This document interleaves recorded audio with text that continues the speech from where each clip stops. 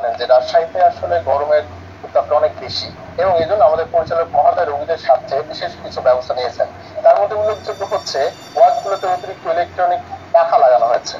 একই সাথে আমরা সুপেয় পানির জন্য ফিল্টার বসানো হয়েছে এবং বাথরুমে যাতে সার্বক্ষণিক পানির ব্যবস্থা থাকে এই জন্য কলগুলো মেরামত করা হয়েছে এবং অতিরিক্ত পানির কল লাগানো হয়েছে কি রয়েছে।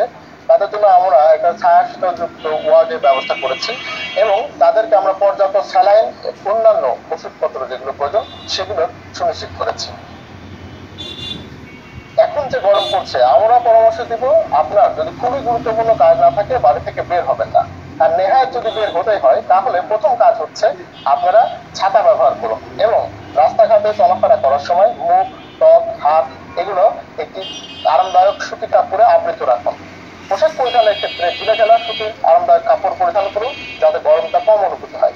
একই সাথে আপনারা বেশি বেশি করে পানি এবং পানি জাতীয় খাবার বেশি গ্রহণ করুন, যেমন ডাবের পানি, আখের রস, শসা, তরমুজ, বিভিন্ন প্রকার শরবত, খাবার স্যালাইন ইত্যাদি খাবার।